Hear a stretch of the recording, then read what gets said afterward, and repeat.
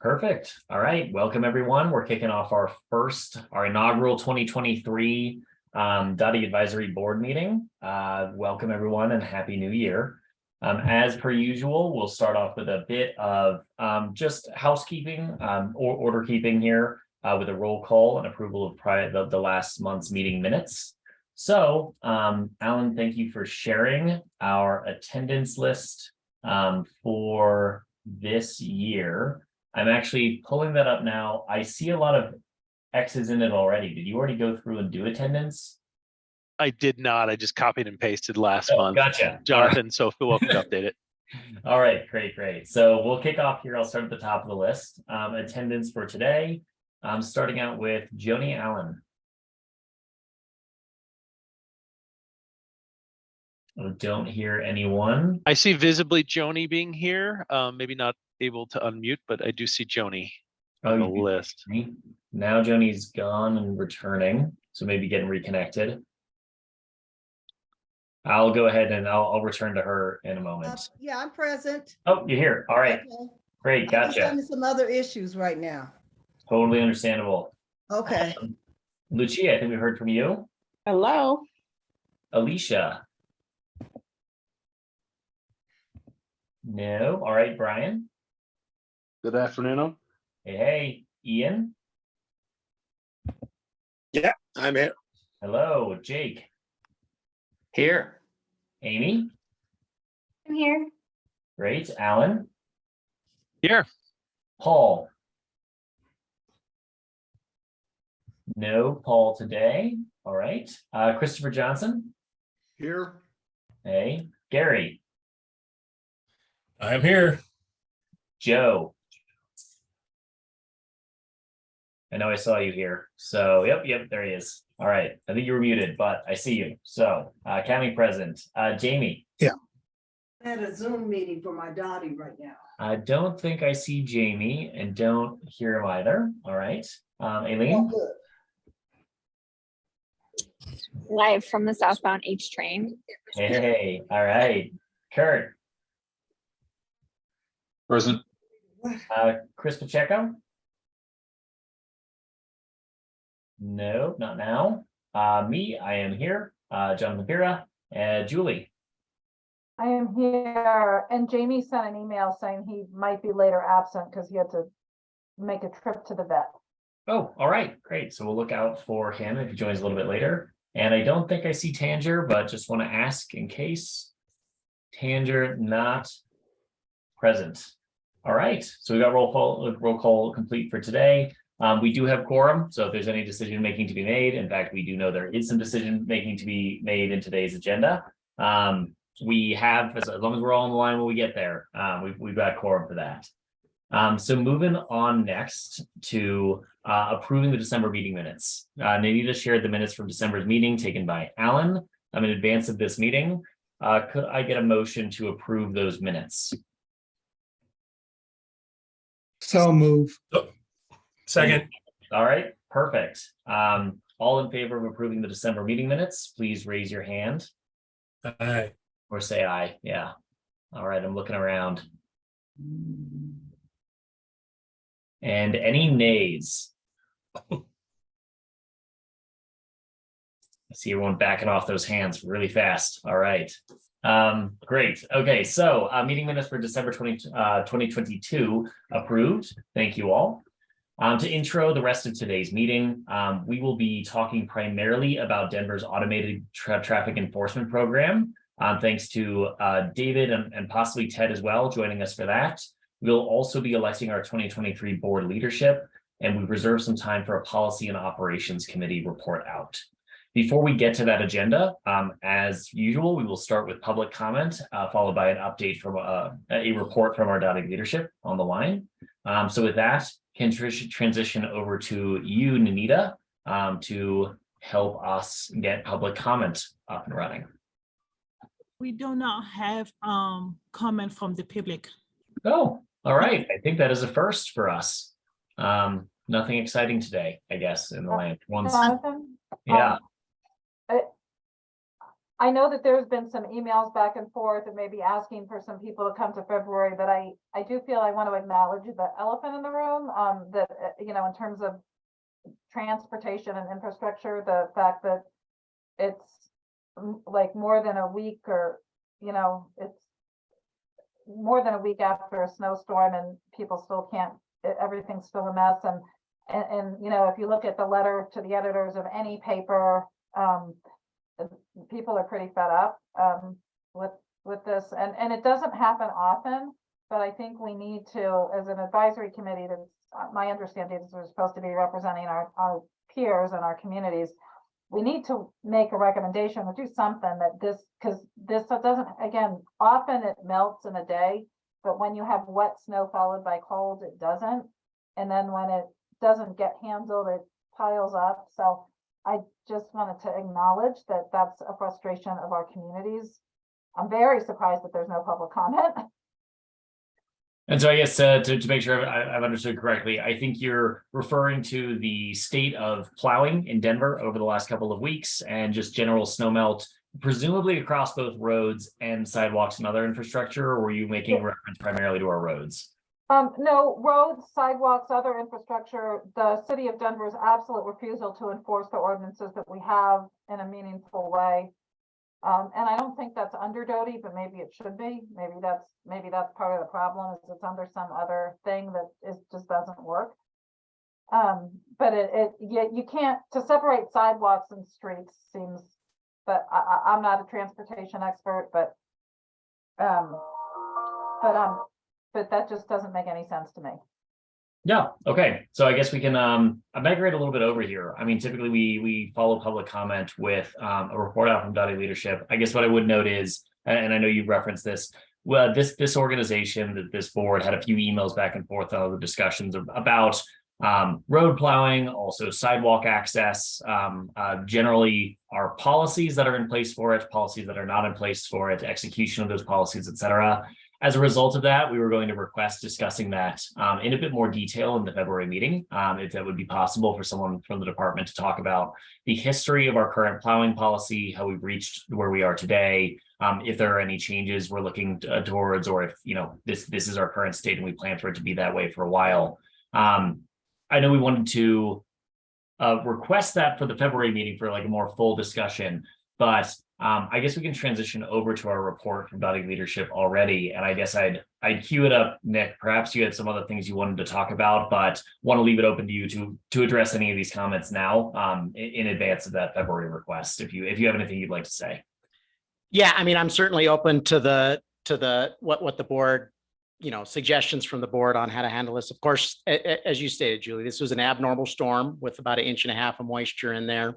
What was predicted is 1 to 5, ended up being closer to 8 to 10 on there. And yeah, it's been a challenge. You know, usually when we get these types of wet snow, not usually this wet, we have a sun angle that is more helpful for this. But instead of that, we had our December angle and we had frigid temperatures on there. So we did follow the policy. You know, I think the outcome certainly wasn't what we all had hoped for on that, but I do think a more detailed technical discussion of decisions around that and kind of what give you guys a better view of what our snow policy is certainly would be appropriate for this group. And Julie, your point, yes, correct. The sidewalk citations, that is through the neighborhood inspection team with community and planning development, the CPD department on there. So you are correct with that. Couple other items I wanted to touch on, just to follow up from Broadway I-25. So I was not here for the discussion with Adam on that last time, but definitely followed up with him. Kind of working through things, ended up right before Christmas having a in-person meeting with Amy and representatives from the West Wash Park and Lincoln Broadway. And without going into details, think we made had some good productive understanding of kind of what their priorities are on this. We are working through a little bit of technical analysis just to make sure kind of what we think can occur out there. You know, certainly a priority on pedestrian safety and certainly movement from the kind of West Wash Park side, more to the Gates development. And so we think we have some ideas we're vetting through right now, and would expect at February's meeting be able to share those in depth on this. That's it on that. Sidewalk ordinance, I know there's definitely a lot of interest from this group in that. So we are right now working with kind of a few of our internal departments, Department of Finance and City Attorney's Office, to do kind of a first pass of, what absolutely needs to change, what's going to be a big challenge, what types of changes do we think that either just are operationally not possible, legally not possible, things like that. A more formal stakeholder process that will include a couple members from council, certainly city departments, and sorry, I'm getting all the notifications all at once here. Let me close those out. Will take place in February and would expect representation from this board to participate in that. So more to come on that.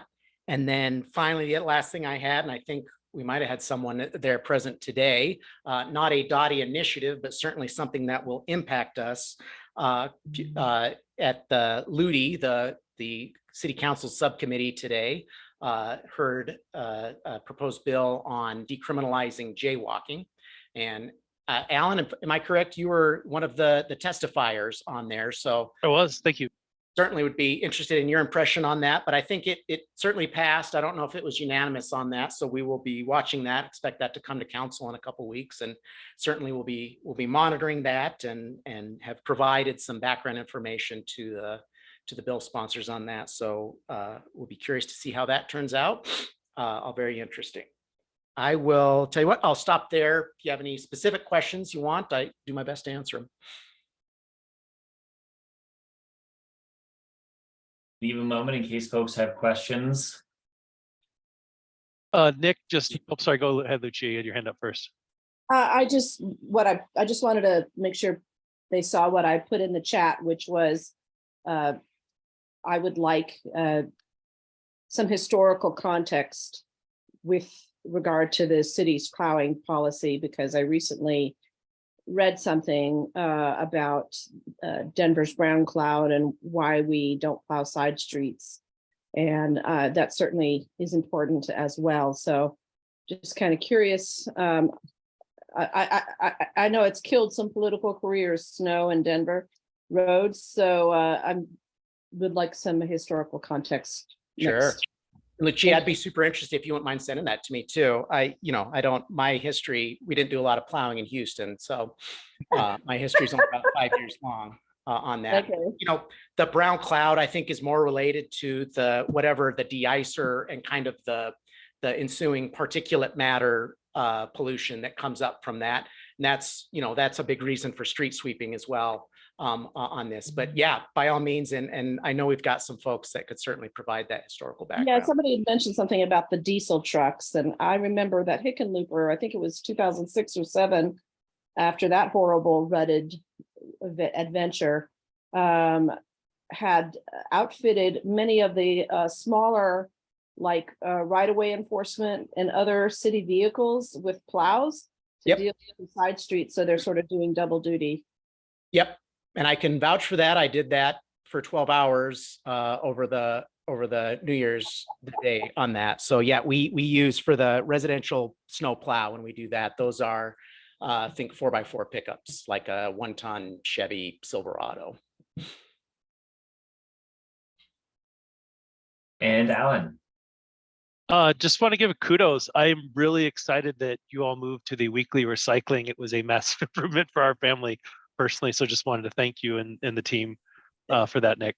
And thank you for reminding me that. Of course, with January, we said, what's the most exciting way we could roll out a major policy shift 50 years in the making with trash? And it's like, let's mix in some snow and ice on there. But that is pay as you throw is live now. Billing is going out, as you said, Alan, weekly. Yeah, it was great. I was too late and I missed it, but it wasn't a disaster because I knew they'd be there the next week. So yeah, certainly it's been a long process, and is by no means over at this point, but it is live and we are now in a pay-as-you-throw area. So thank you, Alan, for that reminder, and pass that message on. Yes, excellent change. And well, I wanted to comment briefly on the decriminalizing jaywalking, aka freedom to walk and roll ordinance. Just noting for those following, it did pass LUTI with 6 out of 6 votes, although there were some concerns about the ordinance. The next steps for that passage are to go to Mayor Council meeting next week, followed by full council for a first reading on January 23rd, and the final vote will be on the 30th. That assumes it passes all of these junctures and all these steps, isn't called out for a delay, something along those lines. But if it is something that anyone on this line or anyone watching this meeting is looking to support in one way or another, those would be the forthcoming dates to pay attention to, particularly that final vote if there is a public comment ask at some juncture. And Nick, also wanted to thank you for the updates on sort of what's to come, both related to sidewalks, I-25 and Broadway, et cetera. As Nini may have informed you, we've been trying to figure out what we're going to talk about in the next few months, but wanted to make sure it aligned with your team's schedule and reasonable updates. I know there's a lot of excitement about talking about sidewalks further, but we also know that Director Phipps spoke to us last month saying you're putting this working group together, et cetera. So we'd hate to reserve all of February for a sidewalks discussion and find it's a 5-minute update saying, you know, we're starting a work group. So we'll talk to you a little further offline about what you think might fit best. I think I-25 and Broadway sounds like a good case. Sounds like there's a few topics we might actually cover in shorter form next month. Yep. Happy to. Awesome. Any other questions for Nick before we move along? I have one real quick one. I see later on our agenda, the Policy and Operations Committee will be giving a report. I don't see Jamie attending. I take it maybe Jake, you'll kind of give us a summary of what was talked about. The only reason I bring that up now is I don't know if Nicholas is going to stay around much. We did have a discussion on the sidewalk issue and had a couple modification ideas that Jamie was going to pass along. I don't know if you're connected with that discussion between you, the Finance Committee, and the City Attorney's Office. I'm sorry, I think I got confused on plowing or on the, which one's No, the? sidewalk, on the sidewalk. Oh, yes. Yeah, no, I'm certainly, Ordinance. yep. 307. Certainly connected on that. Yep. All right, well, very well. I just wanted to make sure that, Yep. I didn't know how long you were going to hang around. I'm here to the bitter end, so. Yeah, oh, well then what? Move on then, thank you. Right. As you were, Jonathan. All right, thanks. So we are about 7 minutes ahead of schedule, but I am seeing that both Ted and David are on the line. So would it be all right if we moved on to our automated traffic enforcement program discussion? I see they're both here, but muted, so I'm not sure if they're actually present at the time. I am ready to present if you guys are ready. Awesome. So I think perhaps David, Ted, don't mean to steal any thunder here, but for those watching who may not have been involved in discussions in planning for this session, David and Ted presented to the Mayor's Pedestrian Advisory Council some months ago about Denver's automated traffic enforcement program, where it has been, how it's been operating, data they've collected, to some extent where it's going. I thought that would be a very relevant conversation for this board and its audience as a whole. So ask them to elevate that discussion to this board and talk about mostly what I've just referenced, the history, the activity to date, and to some extent, to whatever we know, the future of the program, both at the local level and the state level. So with that, we'll pass it over to Ted and or David. And let us know if you need some sort of sharing permissions if you have a presentation for us. You may just be talking, that's fine. Just wanted to offer in case there's a technical need there. No, I do have a PowerPoint presentation to show the group. First of all, thank you so much to the DOTI Advisory Board for inviting us to do this. This just gives us an opportunity to talk about why the program is important, why the program exists in Denver, and you know, we're happy to answer your questions at the end as well. So let's see here. I can go ahead and share my screen, correct? Fantastic.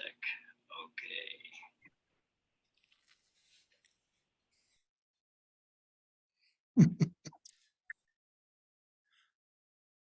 And while he's doing that, I'll introduce myself. My name is Dave DiGiacomo. I'm with Transportation Operations. I was formerly with I've been through a lot of name changes. We were Public Works and Traffic Engineering Services, and then we were Transportation and Transportation Mobility. And we went to DOTI. So right now I'm in our Transportation Operations team, and that group does all the things that deal with installing, maintaining traffic signals, installing, maintaining our signs, our pavement markings, flex posts for bike lanes, etc. So so that's the group I currently work in, and I'm now working in our traffic management center, and also like special events. So things, traffic control plans for things like the stock show parade or today's governor inauguration, that kind of stuff. So, I've been working with Ted and the photo enforcement team as a supporting role for the photo enforcement program since I started in 2011, and had the opportunity to testify in front of both city council and the state capitol, because there's usually about every 3 or 4 years there's a threat to totally abolish photo enforcement as a tool, and so we have to go out there and lobby on our behalf. I'm checking to see if I have screen share access yet. Access, okay. Let me see what I can do about that. Sure. Yeah, Ted, you should. You're a co-host, so you should be able to go down and just hit share screen. You should I did.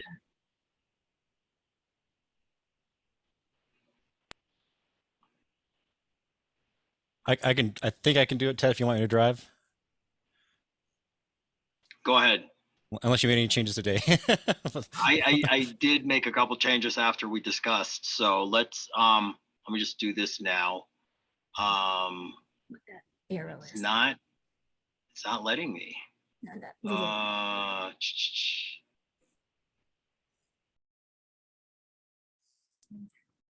Multiple people can share simultaneously. There we go. Well, we're seeing Ted's screen. I see my face. So I think we're seeing one of your screens. I don't know which of your screens. All they need to do right here, right?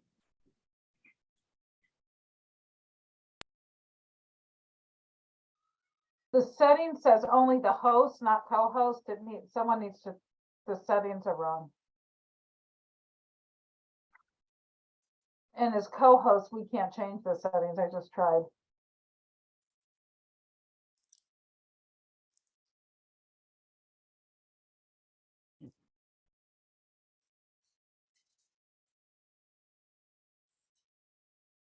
Hit advanced sharing options.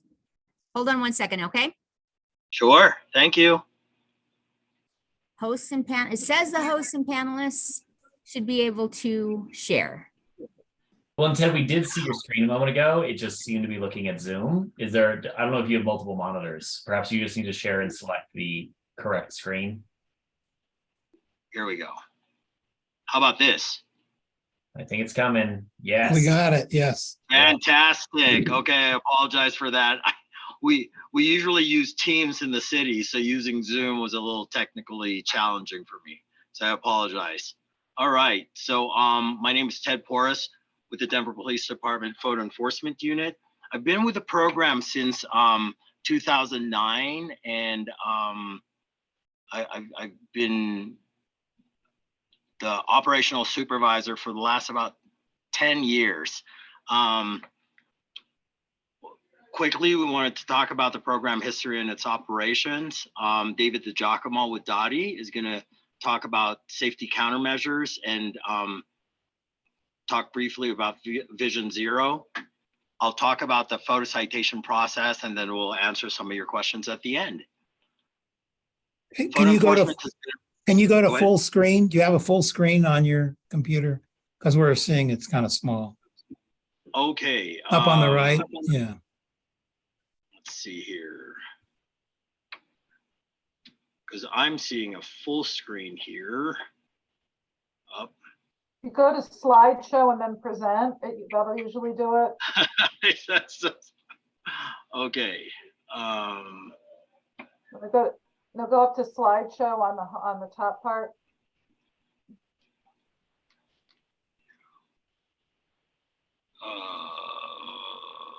Okay. Oh, I see what you guys are seeing. Oh, let me do it this way. I think this is what needs to happen. Again, let's see, entire screen.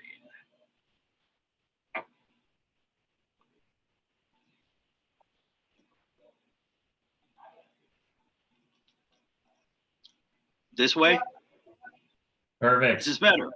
Yeah. Perfect. Okay. Yeah. All right. So photo speed cameras in Denver has been around since November of 1998. In July of 2008, we started the photo red light program. The ordinances and statutes that allow us to do our enforcement is the Colorado Revised Statute 42-4-110.5. It talks about automated vehicle identification systems. And the Denver Revised Municipal Code Section 54-830 to 834 is what talks about the ordinances that specifically talks about how we do photo enforcement in Denver. If any of you are interested to get copies of these ordinances and statutes, please let me know at the end or post it on the chat and I'll be more than happy to share those with you. The photo speed and photo red light systems work on a LiDAR system. So about November of last year, we engaged with a new system that allows us more accurate and crisper images for capturing these violations. The speed safety camera operates on a 2-shift, 7-day-a-week schedule. So we're generally in operation between 6 o'clock a.m. to about 9:30 p.m. 7 days a week. We have 4 safety vehicles that enforce during the week and 2 additional ones that enforce on the weekends.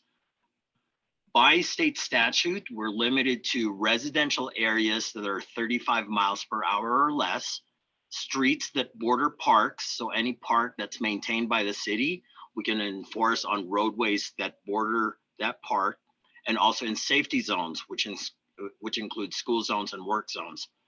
Our fines are set by state statute at $40 and $80 in safety zones for fines doubled. I just want to point out that the fines that we have has not changed since the inception of the program back in 1998. Let's see here. There's always an agent in the van during enforcement. Someone has to be in the vehicle to do the visual estimation of the speed and also to witness the violation history. A photo radar in use sign is required by statute to be at least 300 feet from the van. Any questions so far? All right. Yeah, this is Julie. Are you going to cover like the cameras that are just on stoplights? Is that something different, or is? Yes. Yes. So those are in the red light section. Okay. So I'll get to that here quickly. Oh, all right. Okay. And I'd like to call attention real quick to something to the nomenclature. So,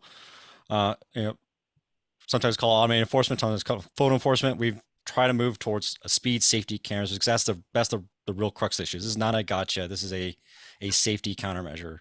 And it's very similar to the messaging that kind of went around with seatbelts.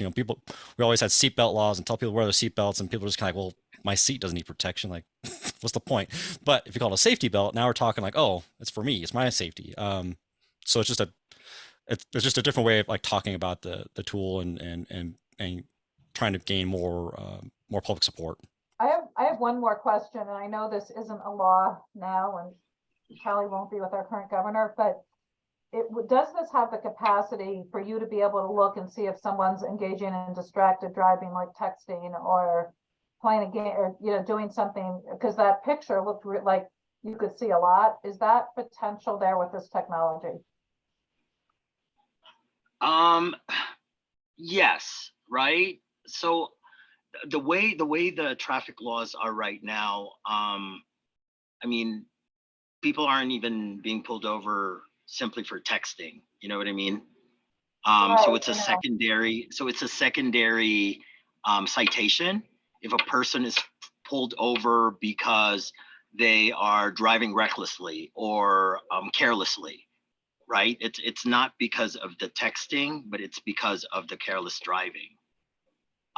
So with our safety, the way the safety cameras work, even with photo speed or photo radar, because we can't really see what's going on inside the vehicle, the best we can do is capture a face. This system doesn't really allow for that type of enforcement. Does that make sense? Yeah, Yeah, I mean, I believe you me, I wish we could. I mean, there's other things out there that they use, but because of how state statute is written, we're really limited to what we're able to do with this technology. I mean, there's even, not to get off topic here, but there's even like school bus enforcement that other states use, where they attach the cameras to a school bus, and if a vehicle passes the school bus, they get a ticket, right? We can't do that here in Denver because of how statute is written. Yeah, I think it'd be very difficult just because it's getting baked into the cars from the get-go with touchscreens and whatnot. It's like, how would you can't even escape the distractions anymore, right? That feels like more of a NHTSA issue right now, but it's definitely a contributor, I think, to a lot of things we're seeing on the street. David and Ted, I think my question goes actually to the last comment. There's been a few times you've mentioned what the law allows you to do. Just for our sanity and our ability to understand what fits into this board's purview as far as Denver laws versus what we may need to do to open up conversations with state partners. Right. When you talk about some of these, if you can, would it be possible to clarify whether it's a state statute or a local municipal? Absolutely. So a big chunk of what allows us to do what we do is going to be based on state statute. So the setting of the fines, where we can enforce, those are all driven by state statute. Denver,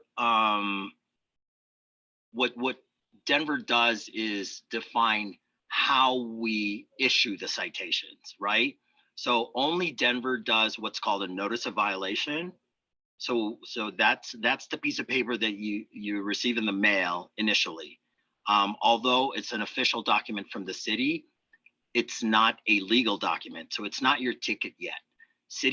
Denver City Council wanted that to make it easier for citizens to be able to address these citations without the added cost of being served. So the way we issue the citation is what the Denver Revised Municipal Code addresses. Everything else is driven by state statute. Any other questions? Yeah. And then as I go through this, if I see a point where I can say, oh yeah, this is state statute and this is ordinance, I'll point that out as well. That'd be awesome. Thank you. So to continue, the radar equipment is calibrated annually and is tested for accuracy before and after each enforcement. So we do have the system certified by the Department of Meteorology, and we do that once a year. So citations are only issued to one vehicle at a time, and that's driven by the fact that there needs to be a person in the vehicle witnessing the violation.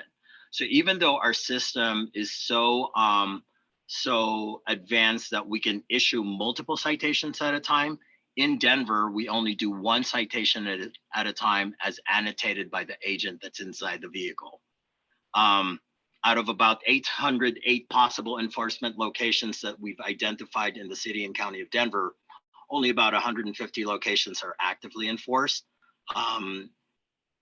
Our enforcements are reactive to citizen complaints and proactive at new locations. So if there's a new school, there's a new neighborhood, like, you know, the boom of the new neighborhoods up in District 5, you know, we've been out there and tried to do some targeted enforcements just to address the speeding complaints that they have out there as well.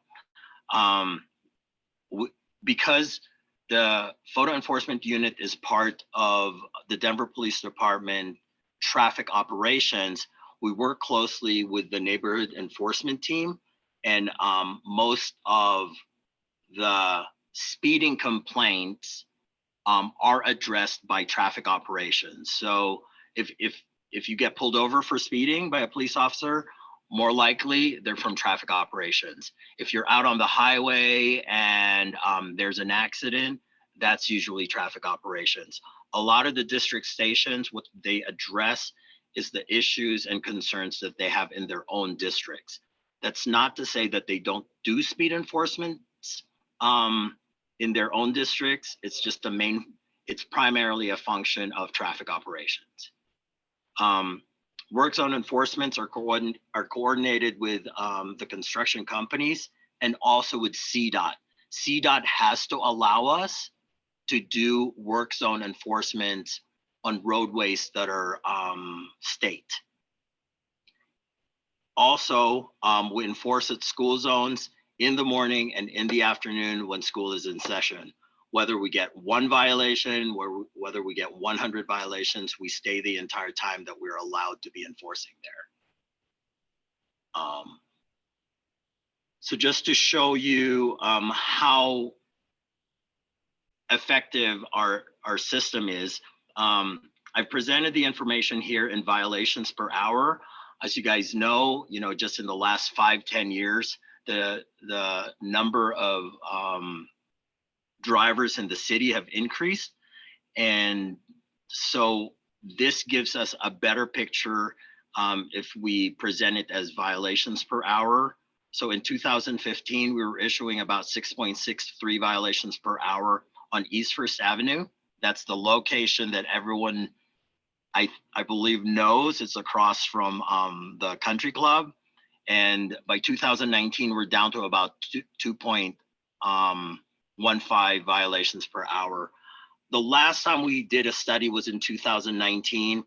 To get these numbers, as you know, 2020, 2021, and even 22 was affected by, the whole pandemic thing. People were working more from home, so the numbers got skewed. But interestingly enough, when the pandemic was called back in April, the Denver Police Department decided to make it to ease the burden on the public.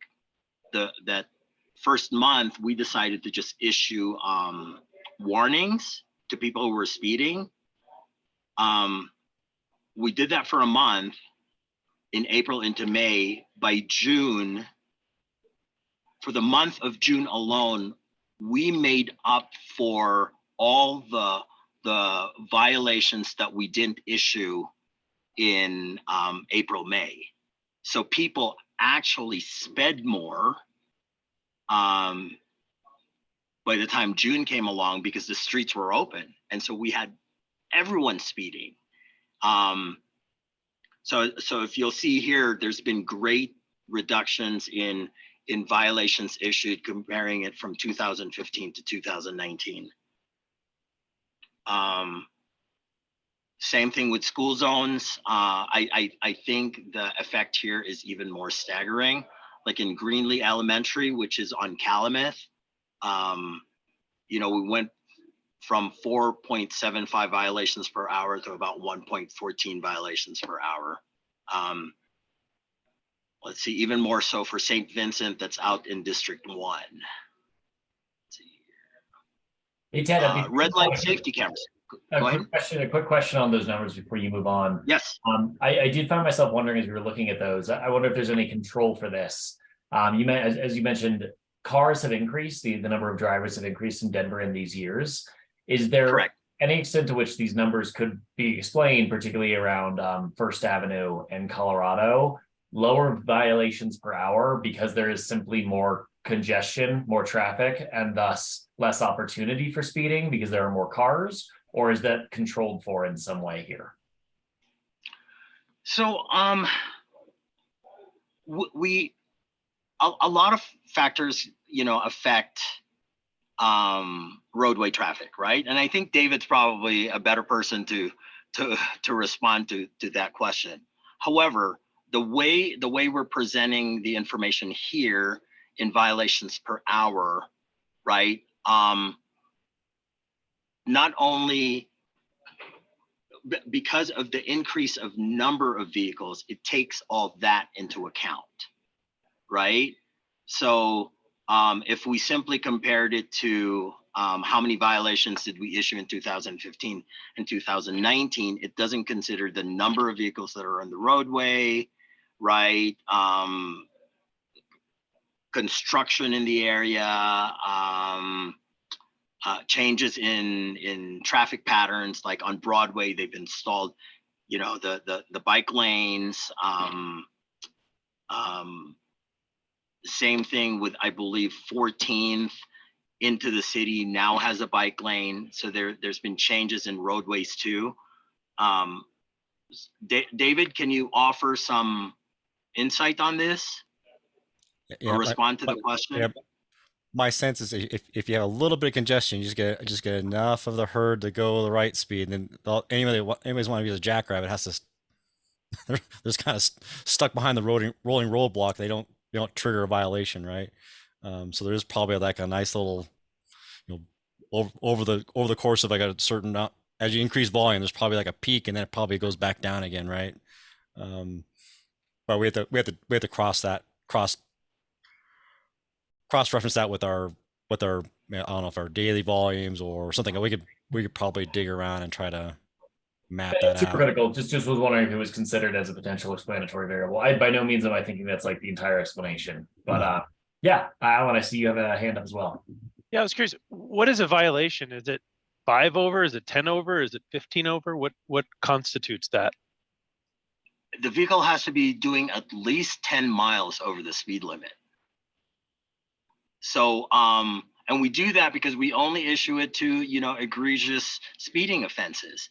And the Denver County Court, the judges and magistrates hate to see citations less than 10 miles,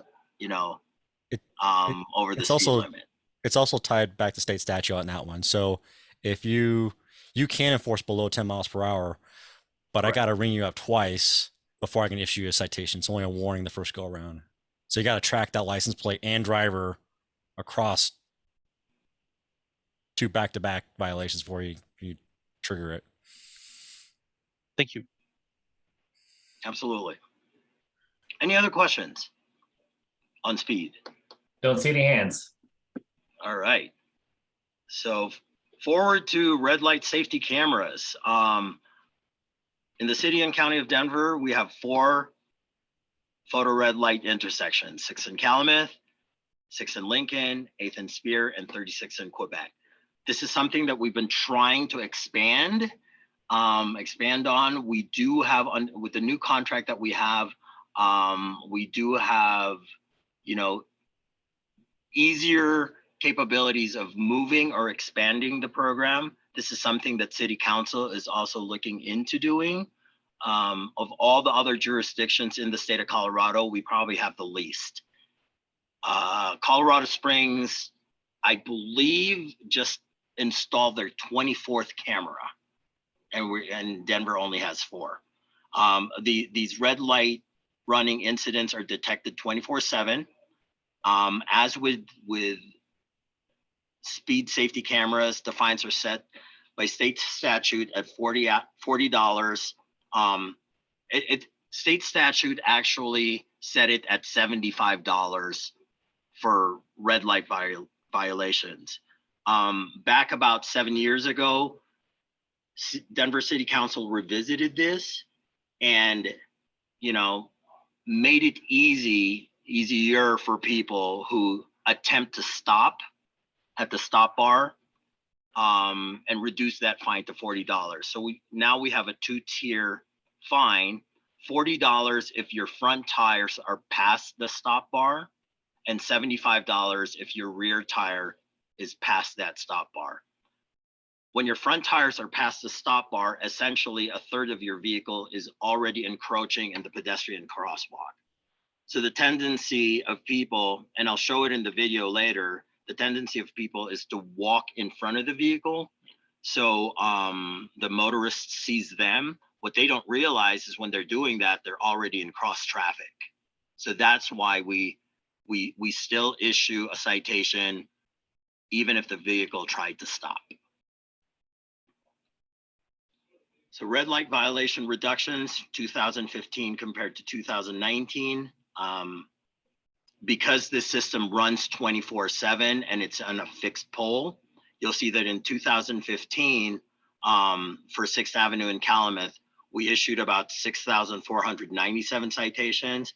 And in 2019, it was down to 5,122. And we see, you know, with these 4 intersections, we see the decrease, you know, year after year. To guess, I probably see about at least a 5 to 7% decrease in the number of citations that we've been issuing. One other thing to note too, though, when we do issue a citation, 90% of the time, it's to a first-time violator. So, you know, that tells us that once a person gets a ticket from photo enforcement, you know, generally they don't get another speeding ticket or photo red light ticket. Hey, Ted, quick question. Ted, Yes, sir. two here. One for me on this sort of a couple slides ago. I'm wondering, you introduced the safety lights and the limitations around, safety enforcement and speed safety enforcement and where that can be done by state statute. You said work zones, school zones, residential zones under 35 miles per hour. Do those exact same strictures apply to red light cameras, or are they not controlled by state statute as far as where they can be? No, so where we can install a red light camera is not defined by state statute. However, it is driven by the crash data that we get from DOTI. But that's by choice, not by statute, right? That is correct. Got it. And That I is guess correct. the follow-up question there comes from Julie in the chat. Simply, yes. Why so few cameras?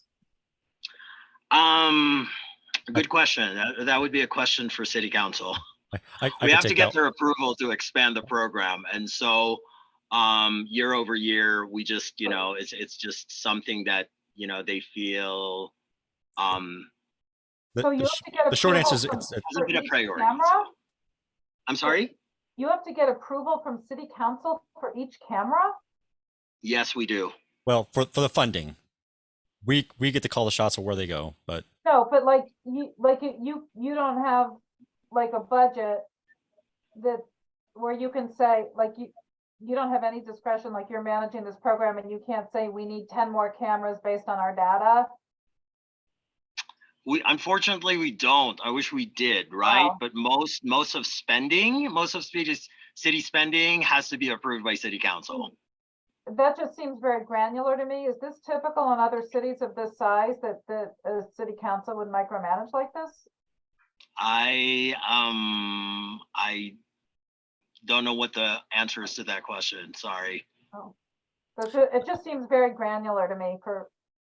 But the other half of it, I feel like it's the city is not unified on how they feel about this. So there have been back in trying to when it was up on the state hill again, then Auditor Gallagher lobbied against photo enforcement, and then a half hour later, Mitch Morrissey, the DA, lobbied for it in favor of it. So even on the city's always been very, very divided on the politics of it. And Joe. Oh, sorry, you're muted, Joe. I have a selfish question, and that is sometimes I'm trying to make a left-hand turn on Colorado Boulevard. And of course, everybody knows where your enforcement vehicles are, so there's no camera there. But when everybody else runs the red light and you're snuck out in the intersection and, what do? You can't back up anymore. The guy's behind you. And so somebody else has run the red light. Does that mean that I'm going to get a ticket also for other people's running the red light? So we have the yellow and we have the red, and that yellow and red times is the time to get everybody out of the intersection. So in that scenario you just presented, it sounds like you're in front of the stop bar and you're still permitted to clear that intersection and make way for the next round of the cycle, I guess. Now, where we get into problems is when you got a left turner and an opposing through and they both see the yellow and they both step on it, and that's when you get the bad crashes. You as a left turner cannot take the right away from an opposing through, even if they're running it. There's no desire to let them. Yeah, you let them go no matter what, because that would be suicide, right? So, but you're stuck there, and the lights turn red, and they're still coming at you. Yeah, okay, got it. Yeah, to clarify for those on the call who might not have followed, or audience might not have followed. Legally, you just have to have crossed into the intersection past that stop bar before the red hits. So you have already done that, being out of the intersection. So you're in the clear. Yeah. Correct. Thanks. So our system, the automated system only fires when the red light when the light has been red for 1/10 of a second. So if you're already in that intersection when the light is yellow, you won't get a ticket. And the good thing is that especially with red light, every single incident that's captured by the red light system is reviewed by an employee of the City and County of Denver Police Department, right? So nothing just arbitrarily goes out. We have to check and make sure that there was a violation before it even goes out. Is that situation that Joe described, is that why I believe at least most of the locations happen to be on one-way crossing one-way intersections? Or is that just a coincidence and that's where we're seeing crash data? It's a very complicated one. Let's see here. So this is actually a good segue into some of the videos of what Ted's about to show. So when you got a one-way, basically when you get your green, you've just been waiting there for a while, and you finally get your green. It takes a little while. It takes like maybe 1 or 2 seconds for you to kind of register. Oh, the green's on. Takes a little more time for your feet to get engaged, and you start applying the accelerator, and then you actually get into the intersection. That whole process, we're talking probably almost like 4 to 5 seconds before you get into a place where a potential conflict may occur from a cross traffic. Now, on a normal two-way major intersection, yet that area has been vacated, and you have an extra, like, maybe, I don't know, a full lane of traffic for that before that encounter happens. But on these one-ways, there's no cushion in that. Those conflicting moves are they're only like 2 feet apart, right? But so just that little bit of delay and perception reaction time and acceleration does negate a lot of crashes. They are running the red light. Don't get me wrong, but they're not causing a crash as a result. Right on. Great. It may be easier to stay on the corners that you just watch, just like John Madden, like draw and show you how to do it. But are you guys ready to watch some crash videos? And this is not for the faint of heart, so be forewarned. Is this like before the prom? You're supposed to watch these? Yes, exactly. What not to do in Denver. So you notice how long the red light has been, especially this one. I think the red light here has been on for like 3 or 4 seconds before it even, right?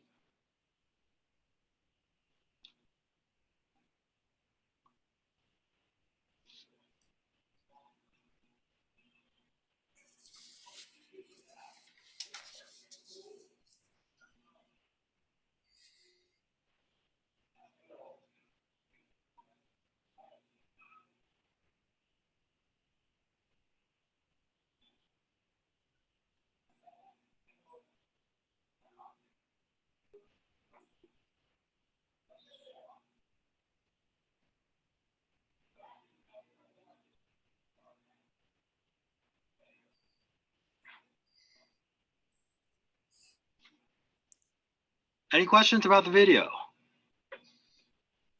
All right, moving on. Let's see.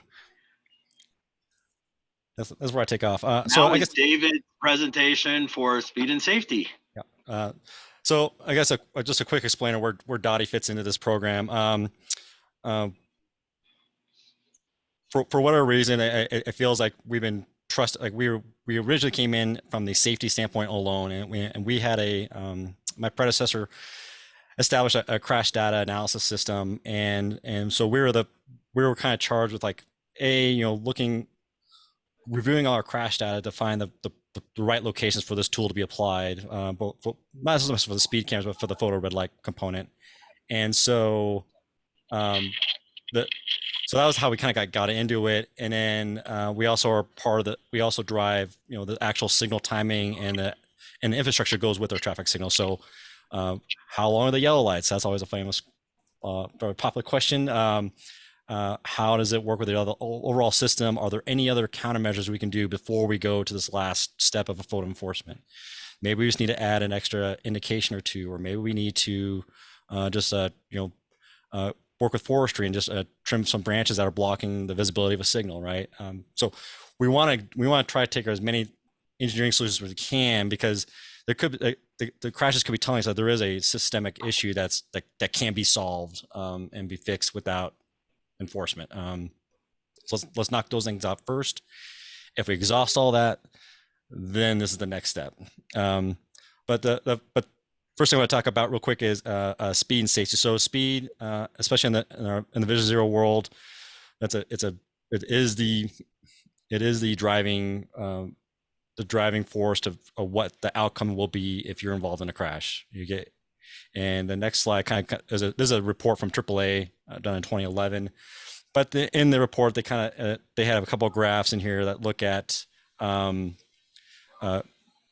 outcomes for pedestrians relative to speed, impact speeds. And so anything beyond 40 miles per hour, you're almost guaranteed to have a very serious injury. And it gets even worse. The one on the left is I believe, I'm trying to think here, serious injury versus fatality. So anything we can do to get vehicle speeds back in line to match, the human environment, when the pedestrians involved in a crash, that's critical. The next slide kind of takes the same concept and brings it down to SUVs. So SUVs are a little bit higher, they're a little higher profile, trucks and whatnot, and that whole curve just shifts to the left, and you even have a higher probability of serious injury and death. The other graphic looks at, the one on the right is looking more at age. So if you're young, they tend to recover a little bit better. If you're older, a broken bone can be life-threatening if you're older. So again, speed is driving the safety discussion on this. The next slide kind of looks at, kind of talks about the energy countermeasures we want to try. So if we find a location that we see a lot of red light running crashes, we go through this checklist first and really want to whittle it down and make sure we eliminate all possible solutions that we can. And just to kind of prove that point, on the next slide, we look at the intersection of 8th and Spear. So we had photo enforcement out there since 2008, but in 2019, we rebuilt the signal and we increased the number of overhead signals. We've since added, I don't know if you've probably seen around town, you've seen these yellow borders around the outside of the signals. Those are retro-reflective backplates.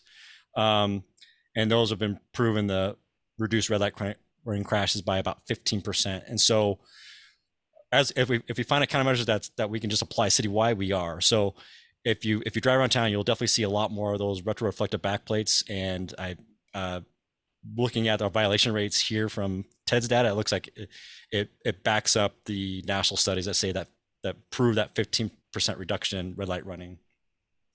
And so that's all I'll say. I don't want to be using photo enforcement any more than anybody else, but let's keep our options open, right? And the next sheet just kind of walks through we can share a better copy of this, but it's just a field inspection report that makes you kind of forces the engineer or in this case myself, to go through and like, what is the grade? What is like, as a steep grade, we need to maybe change the yellow timing because it takes longer to stop on a steep grade. Do we have enough signal heads? Do we have one per every lane? Anything we can do to improve the visibility and make it safer for drivers. And if we, and in the bottom part of it says, is there any countermeasures or anything we need fixing? Let's note that and get that taken care of.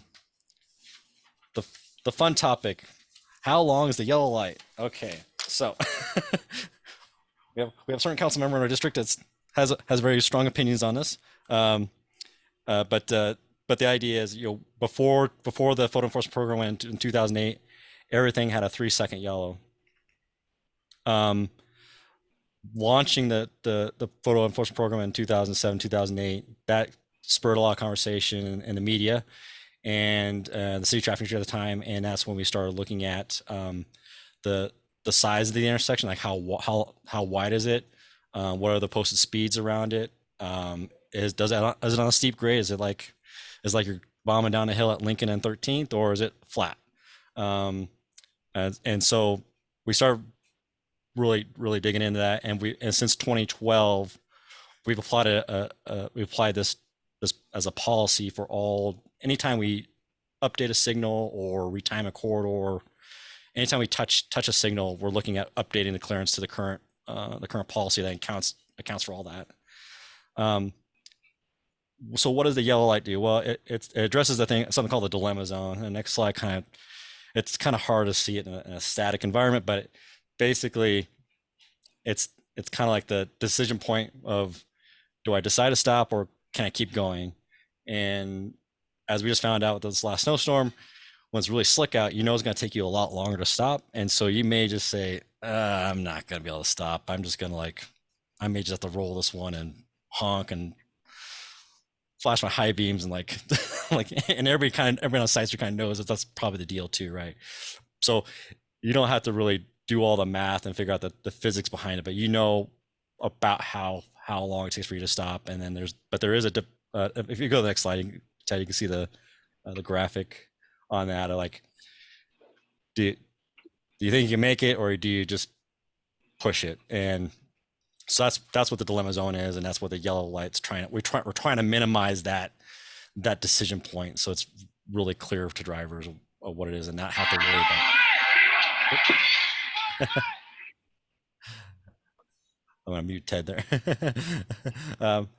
So that's kind of the high level of what the yellow light timing is. And then the next slide, we're always kind of adapting this policy. So there was some new research coming out that looks at maybe we time our yellow lights to be the posted speed plus 7 miles per hour. Lakewood has done that. My reservation on that is it just makes the yellows even that much longer. I feel like they're pretty long already, and it feels like it's rewarding bad behavior for folks that are driving too fast to begin with.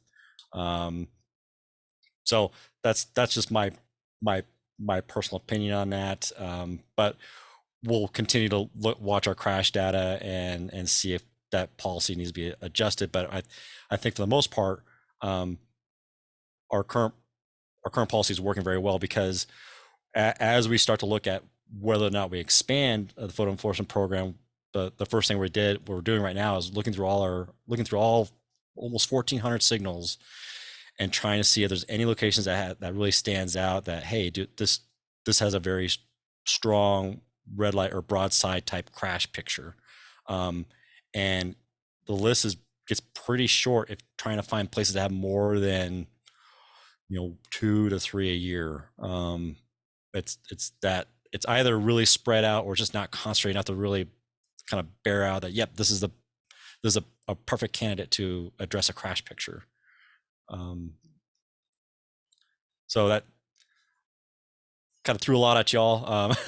Hey, so a quick question on that, what you just said, to make sure I'm following, to help me clarify. It Sure. sounds like you said one of these organizations that you've shown here, either the NHCRP or ITE, has a handbook and manual that says, hey, based on the speed, based on hill presence or flat land, et cetera, here are the recommended yellow light timings because we've tested, and it minimizes that indecision or like question zone. It really puts more people on the side of confidence. Like lengthening can encourage more people to speed through because they know lights are long.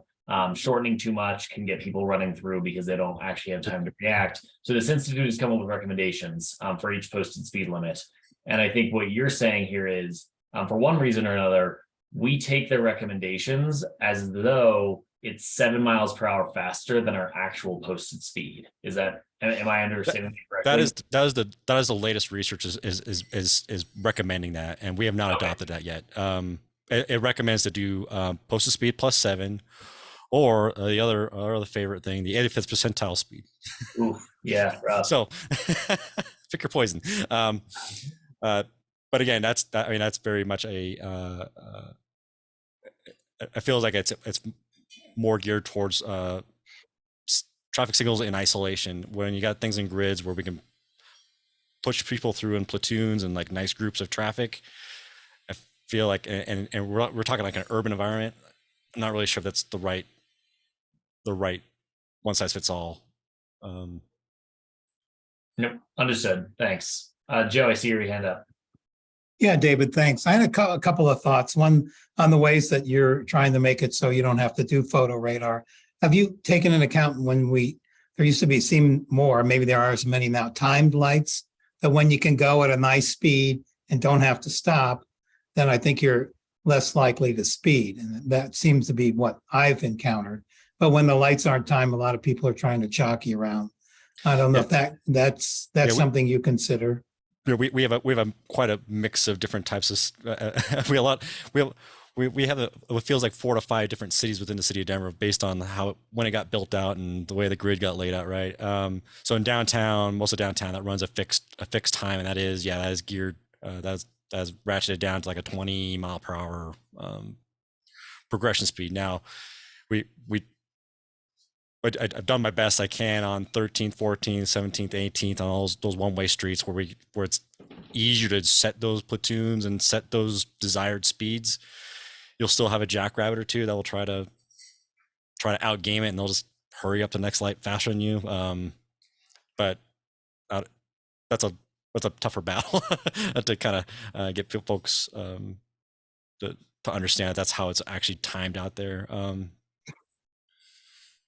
Okay, that's one. I have one other question. Is the other thing is the crosswalk countdowns.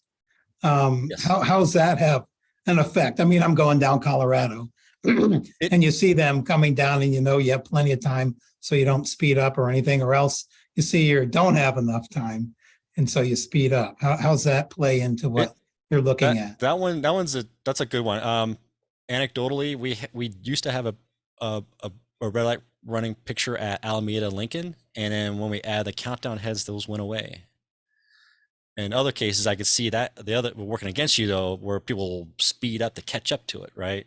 Yeah. So and I mean, you're not supposed to look at it as for pedestrians, not for drivers, but we all do it, right?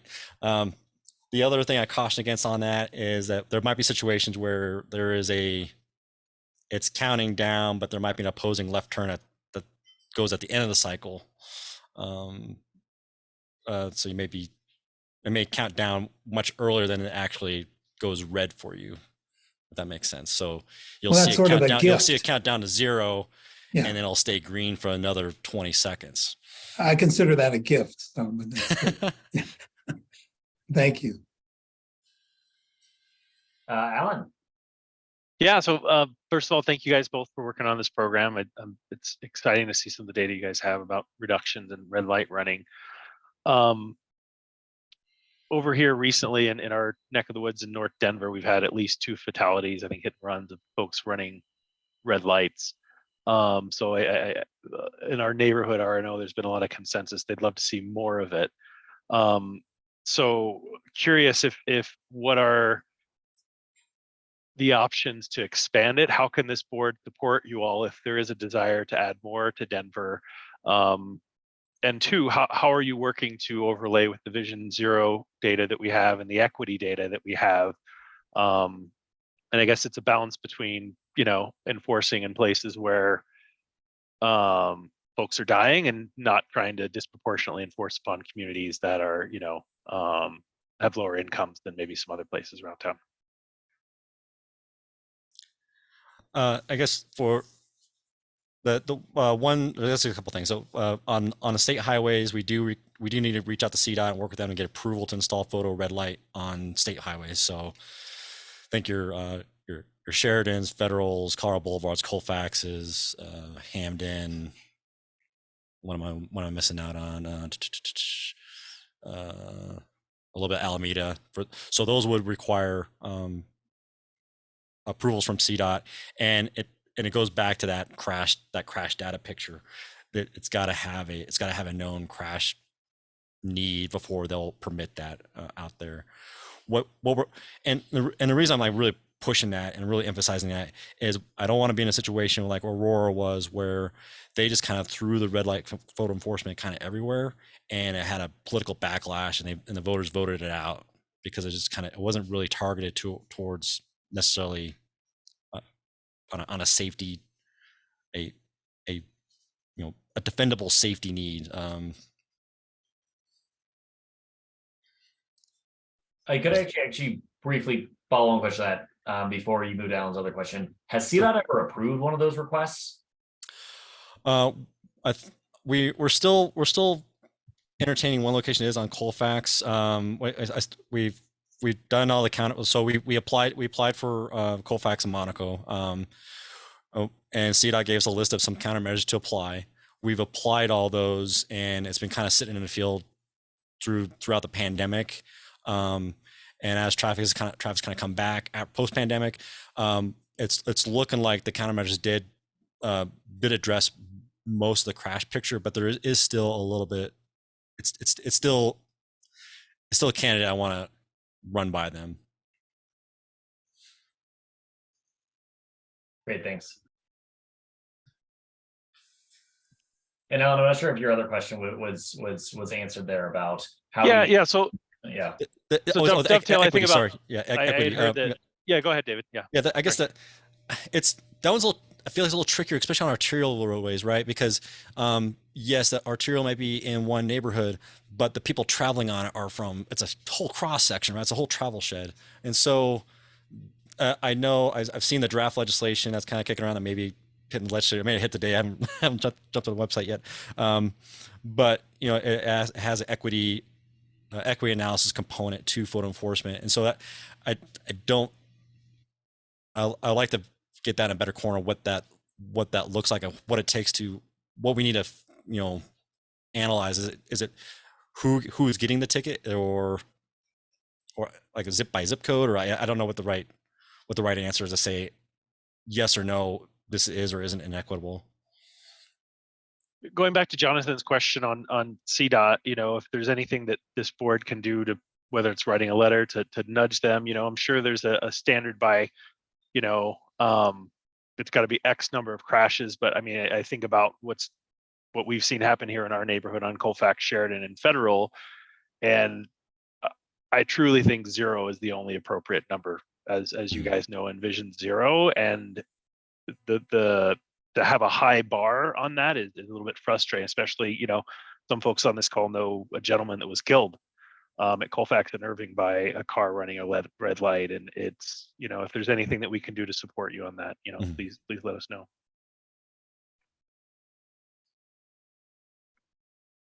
And Jake.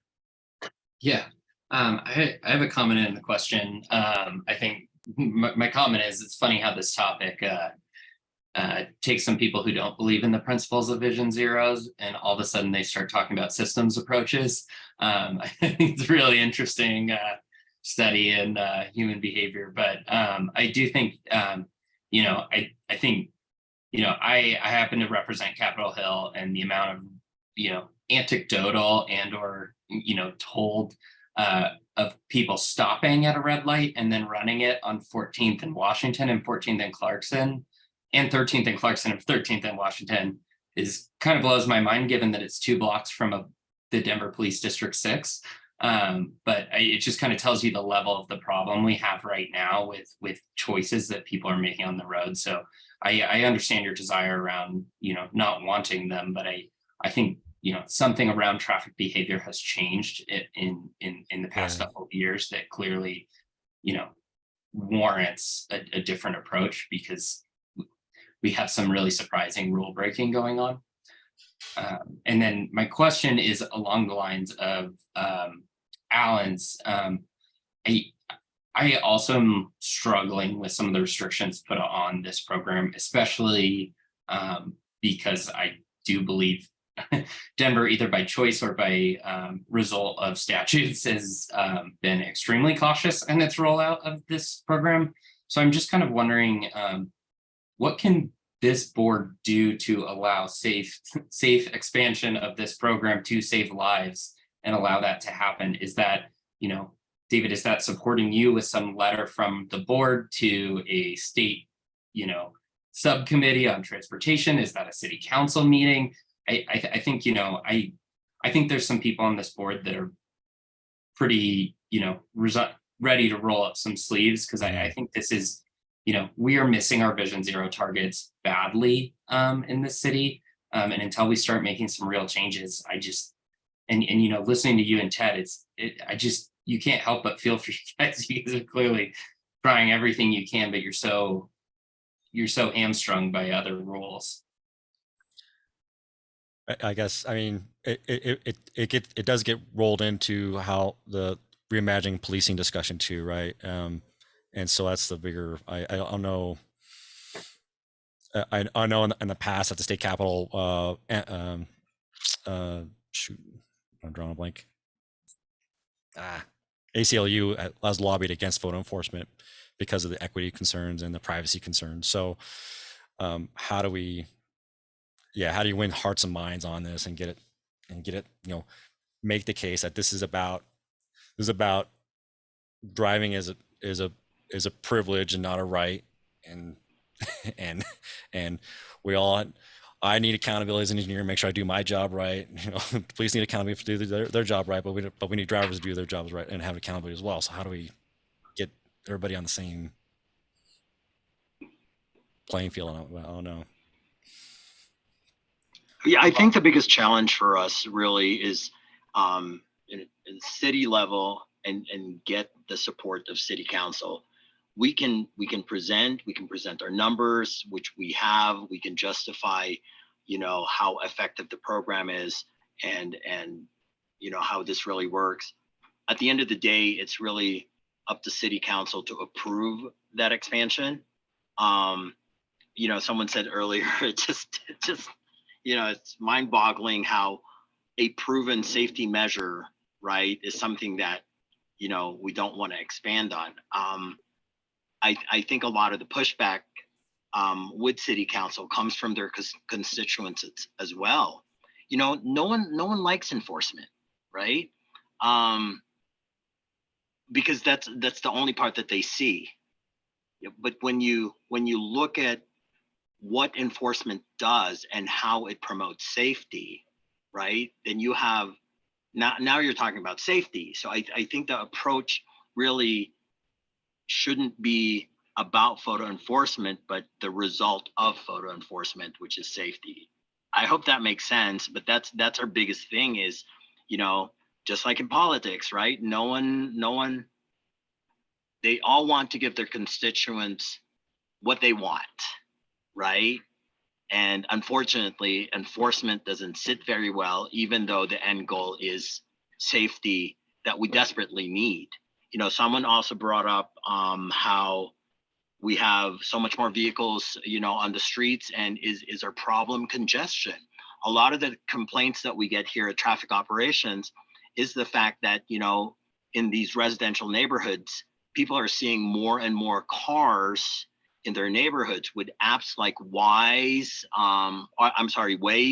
where it tells you the shortest way to get from point A to point B. People are now being routed to residential neighborhoods where people, don't usually see cars in the past. And so, and that in and of itself creates, that safety concern, because, you have more pedestrian traffic in residential neighborhoods, and now motorists are using their roadways, to get from point A to point B.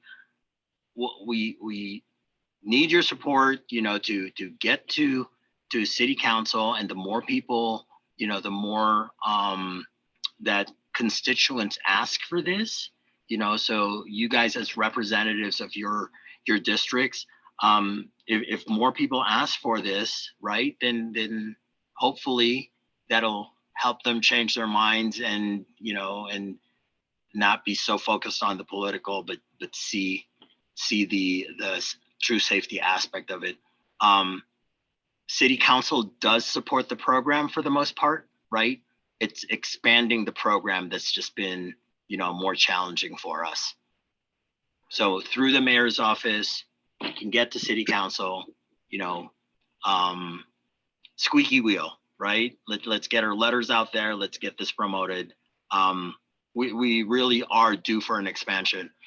For a city the size of Denver, we're just not using this technology to its best ability. So I'm David, all for expansion.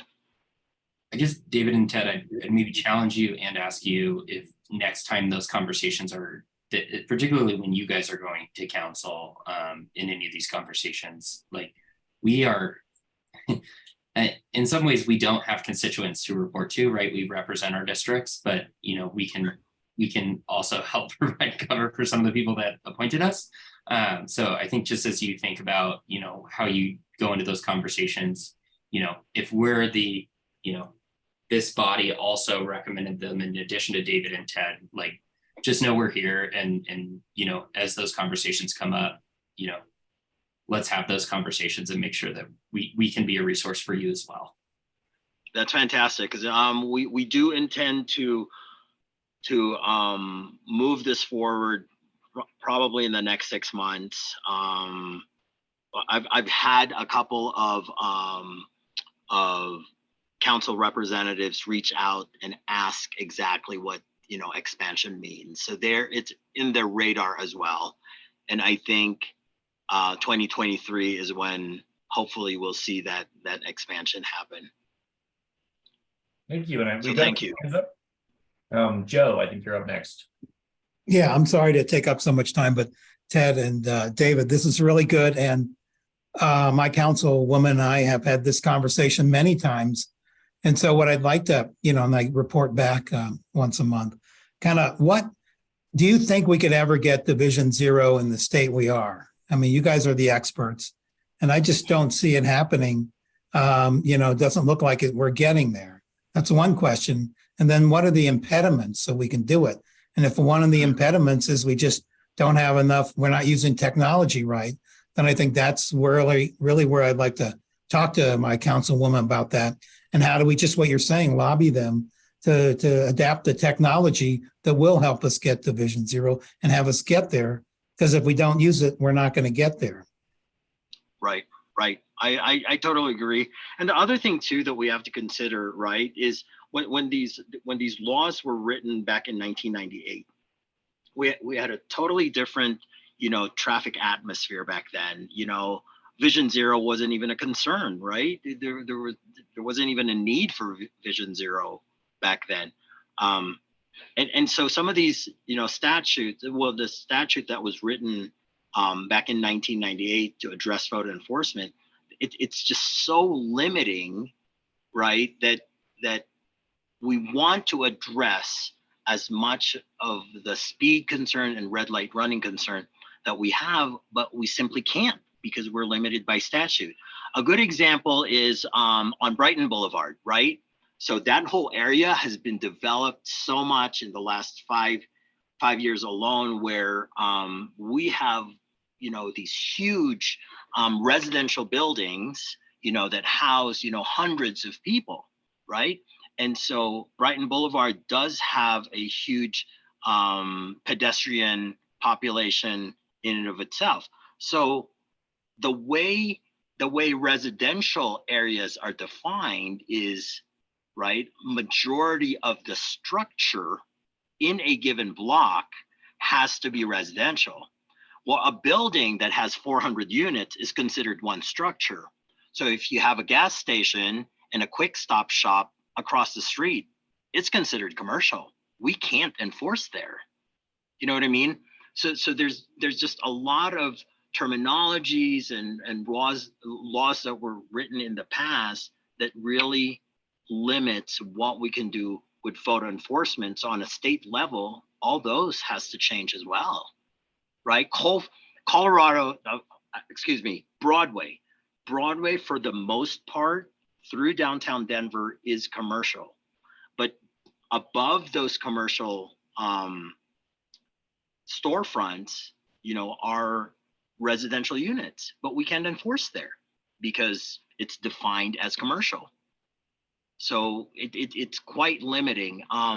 In fact, about 4-6 years ago, the Denver Police Department had this thing where we were focusing on the HIN, high injury networks.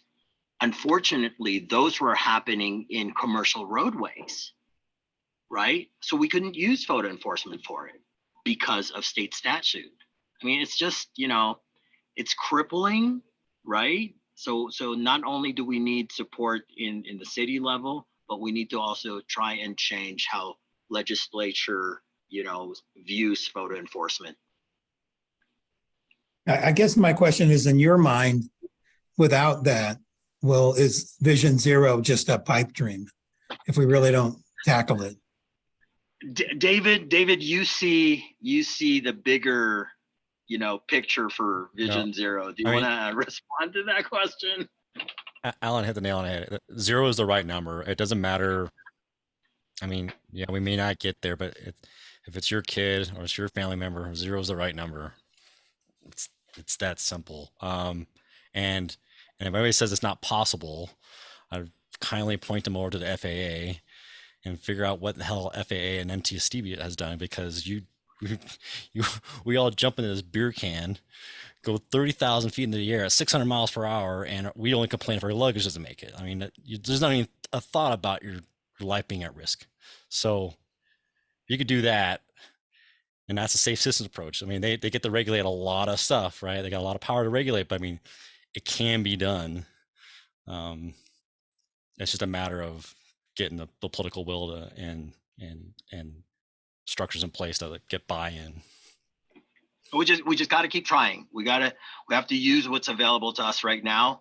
Speaking on behalf of the Denver Police Department, we try to use every tool available, every manpower we have available to try and get to that Vision Zero goal.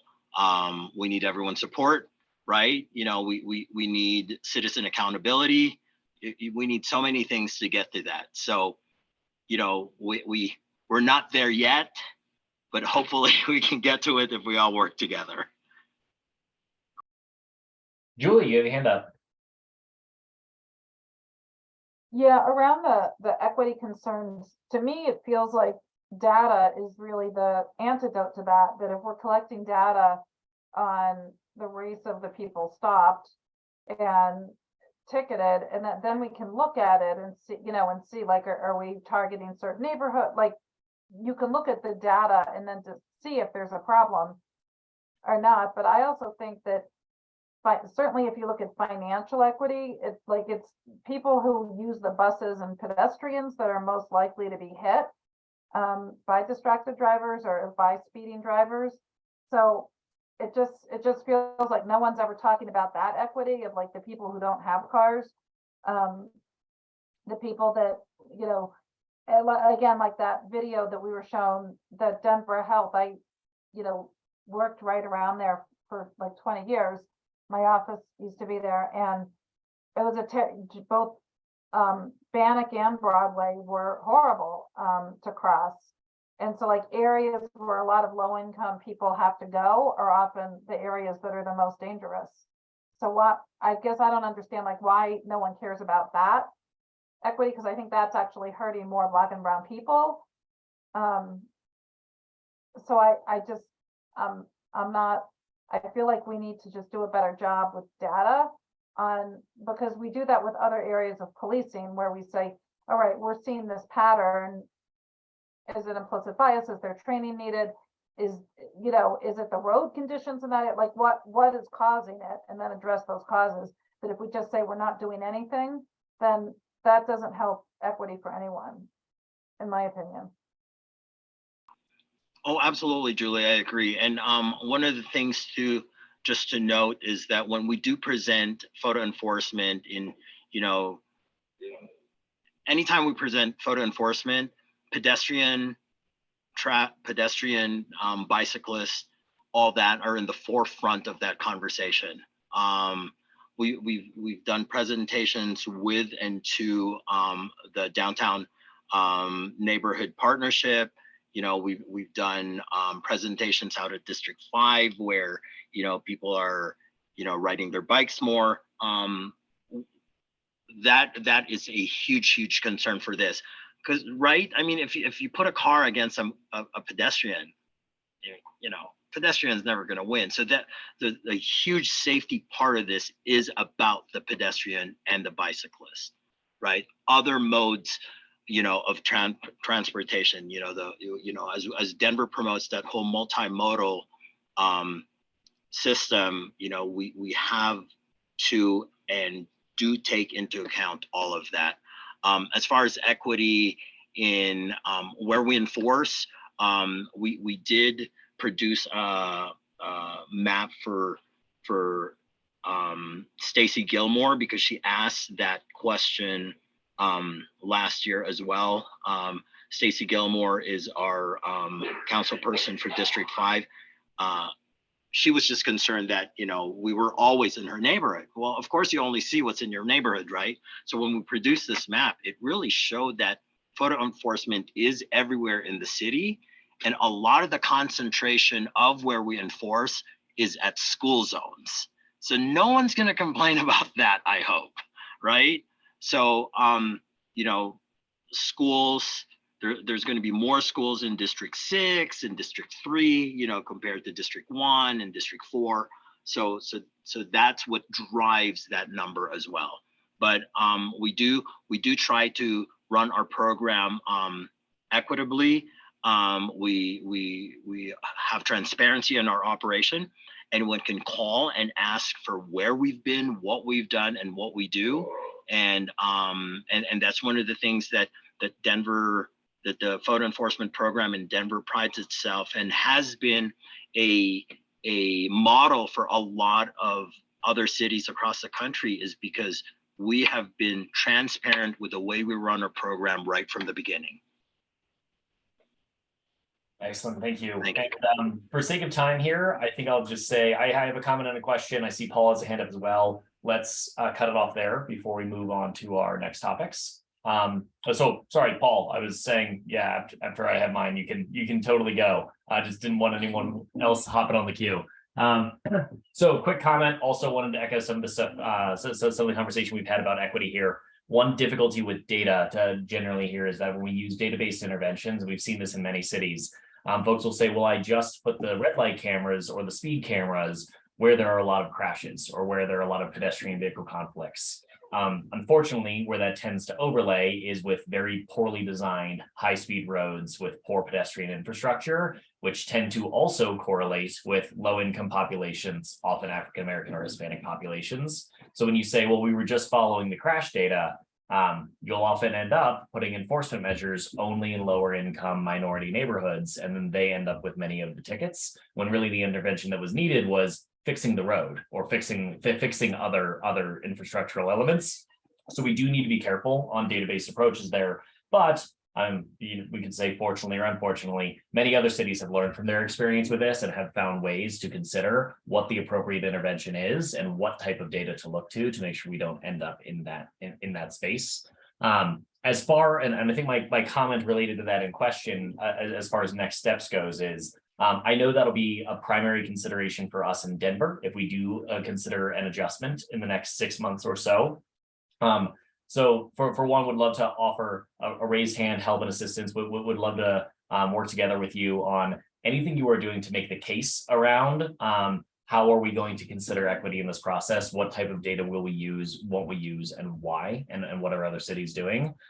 Would love to volunteer some time for that myself. Along those lines, you've already sort of obliquely mentioned that there is some more activity at the state level this year. Historically, the activity at the state level was people trying to make photo enforcement and technology-based enforcement illegal at the state level. This might be the first time in a long time the state is actually looking to broaden access and allow more access here. I'm wondering, sort of looking to the next steps here, are we thinking that we might push something to Denver City Council 6 months from now so that we first see how the state legislation shakes out? Do they play with or against each other? I guess, what do we have a proposal together that you are workshopping with council and others, or are we just in earlier stages than that? Really excited to look ahead here and see where we're going.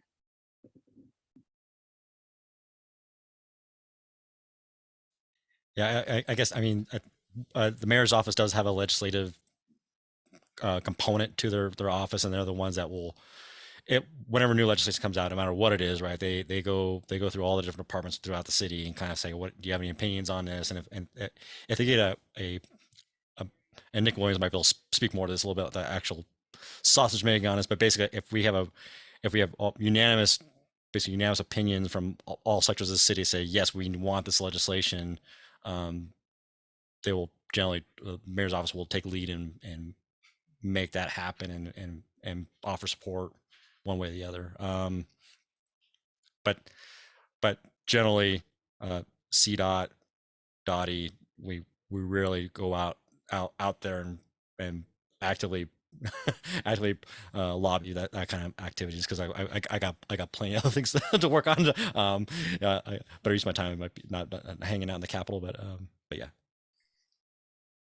Okay, and Paul, I think you had your hand up. Do you still have questions to ask, or I see some answers coming in the chat, so that might be it. Yeah, we all know how brevity is my strongest suit, so I want to lay those out real logically. And Ted, you just got back to me. I appreciate that. I know we just the mayor submitted for the highest. Well, I'm brain spasming here, but the oversight of fire, public health, police, all that was the largest budget request in history, and so I'm wondering if that falls under their purview from a budgetary standpoint, or if it would fall under DOTI from an enforcement standpoint. So looks like Ted's gone ahead and answered these. I'll take a look and read them. Awesome. Ted, I would politely ask if you have the opportunity to email me that. I sent you my message privately because this chat disappears once. Thank you, Jake. Yeah, DPS, thank you. Fantastic. I will do that as well. Thank you. Thanks, bye, Alicia. And so with that, I know we need to get on to elections and a couple other topics. I thank you so much, Ted and David, for spending over an hour with us on this. I found this really interesting, enlightening, and hopeful for the future of the next year here. And as we've said a few times, we'd be happy to support further as we can be helpful. Fantastic. If you guys have any other questions, it's easy to find me. It's ted.porras@denvergov.org. Send me your questions. I would be more than happy to answer, all your questions. And, again, thank you so much for your support. Thank you for this opportunity. A lot of times, when we get the opportunity to talk about our program, a lot of the hate goes away. When you understand something, when you see how it benefits you, then, people are all for it. That's why I'm here. That's why I'm happy to talk to any group, anytime, anywhere to promote this program. We are all about safety. It does work. Again, thank you for your support and your time. Awesome. Thank you so much. And with limited time left, I think I'll hand it over to Alan here for our election segment. Yeah, thanks, Jonathan. This should be pretty brief. The nominations were pretty brief. It was Jake, Jonathan, and Alan were nominated. Jake was nominated for a 2-year term. Jonathan was nominated for a 1-year term as co-chair. I was nominated as secretary again for a 1-year term. And just to make sure we didn't miss anything on technology, did anyone else put in a nomination that didn't go through? Nope. Great. Well, so the nominations in front of the board are Jake for the 2-year co-chairship of the board, Jonathan for the 1-year co-chairship of the board, and myself for the secretary position again for a year. Would someone like to make a movement to? So moved. Great. And a second? Seconded. Great. Let's go ahead and take a vote either by hand raising on here, or we can do a verbal vote, either one. So all in favor of the slate of board members for next year? Aye. Great. See lots of Aye. hands rose, some ayes. Aye. Great. Any opposed? Give everybody a minute to lower their hand. I see the people that were.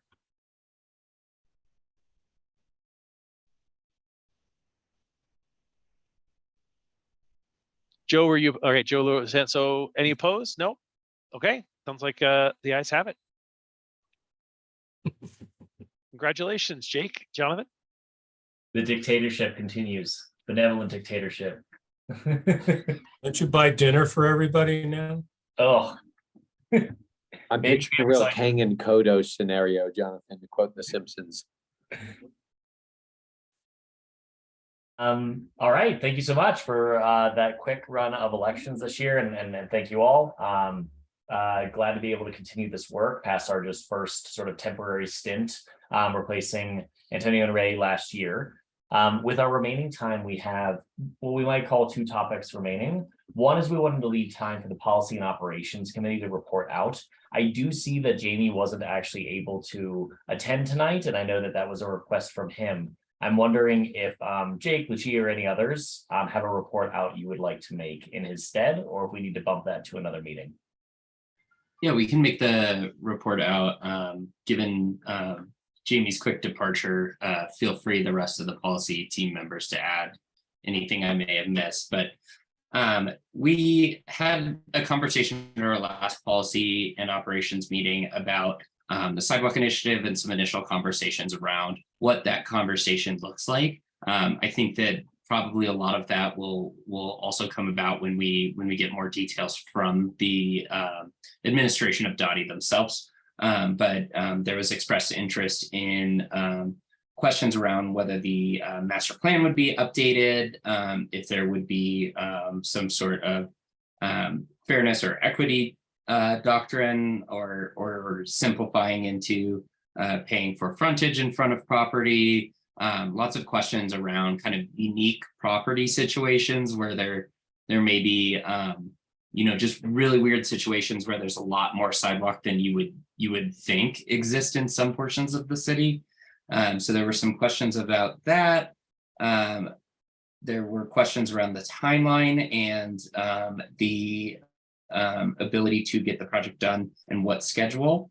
And then the questions around updating Denver Moves, Vision Zero, and pedestrian and trails plans to update for the Denver Deserves sidewalks. So I believe I captured a good swath of the conversation from the policy committee on those topics. There were also a couple additional items, that being a request to re-add the policy and operations committee readout to our meetings.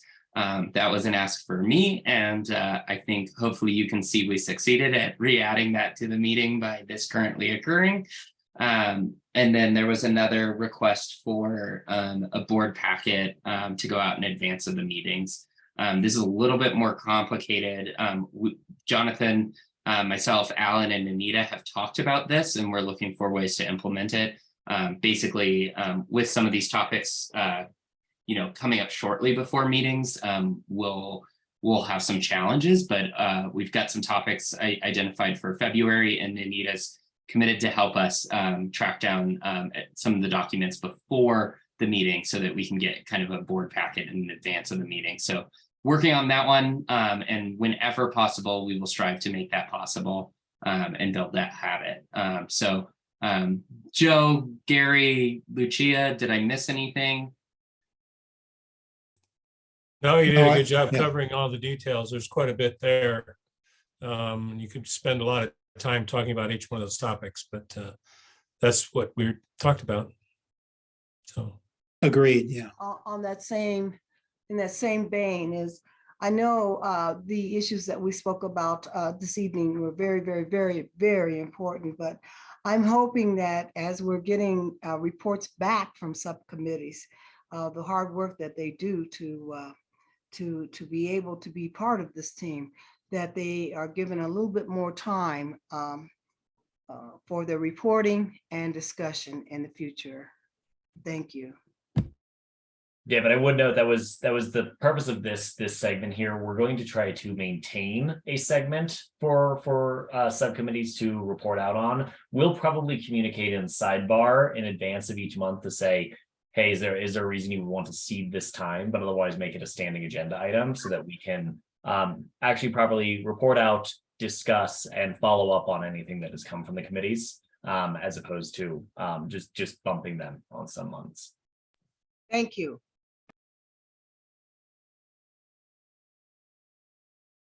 Right on. Well, That's it for the policy committee. Okay, yeah, got that all together. And fortunately, it sounds like that aligns pretty well with some of the follow-ups we've already started implementing since that report out went out by email. From here, I think we're down into our odds and ends section of the agenda. Anything sort of open topic. Earlier in this call, we've already discussed a bit about the look ahead. We'll be connecting with Nanita, Nick, and others on the appropriate staging of topics over the next few months. We've already got a few recommendations for February and March, and you may be surprised to hear we're already going to be moving back into budget season sooner than you might expect. Just got approved in October, and it's already time to get started again in just a couple months. So we'll be looking a few months out, getting a recurring meeting set up with Nanita to organize those topics and get communication out to you all as soon as we can, earlier in advance to notify what's to come, while still leaving room for flexibility if there's anything emergent that comes from the department or from our subcommittees. So new news to come on that front shortly. Otherwise, we've got about 7 minutes remaining. We don't have any other formal topics to cover. Wondering, just open session here, if there's anything folks would like to discuss, or if we should adjourn early. Looks like Paul has a hand. I just wanted to ask, and I apologize, I have no voice, my apologies for being squeaky. If we could maybe pencil in some time for 3 or 4 months out, just to hear, I know our main focus has always been on the transportation side of things, but since refuse and this recycling initiative does fall under the DOTI purview, and since I all think we kind of took this on in regards to cleaner, more environmental, more sustainable cities, I'd love to hear maybe how the first 4 months go, just basic. I know we won't have lots of data and all, but maybe April or May might be a good time to look and see how the objectives are being made, because I feel it's very on us to kind of go out and push the sort of end goals of this initiative, since obviously no one's thrilled with the idea of having to pay for something that historically for years and years had been free. I want to be armed with data to say, hey, actually, this is why this has been mostly successful now. I don't think any of us anticipated it'll run A+ the first 4 months, but maybe be armed with some talking points and info.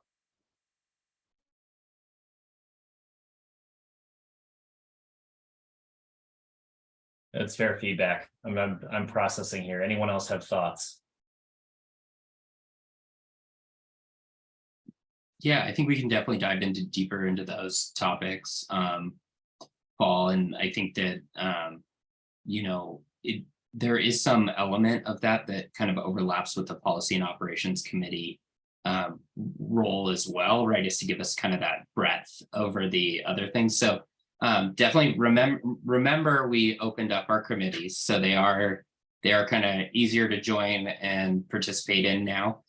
So I think that that's definitely a topic that could exist there, as well as we can explore it throughout. I know Nick gave some updates on the solid waste program. Believe it was Nick. Hopefully I'm not misattributing, but throughout. But I think you're right.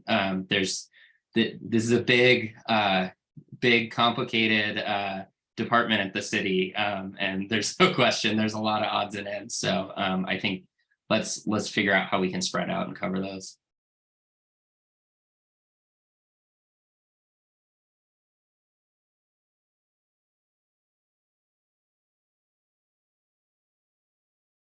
Anything from others here? Sounds like no. All right. Thank you all for joining. We'll wrap just a couple minutes early, and I look forward to talking to you again in February. Ciao, ciao. Thank Happy you New all. Year, everyone. Thank you. It's always a pleasure. Night, night. So, Hey, Nanita, yes. why have you here for 5 more seconds? And I realize we're being recorded, or has the recording ended? Paul, we're gonna record, we're gonna finish the recording now. Yeah. Hold on one second. No, Press that.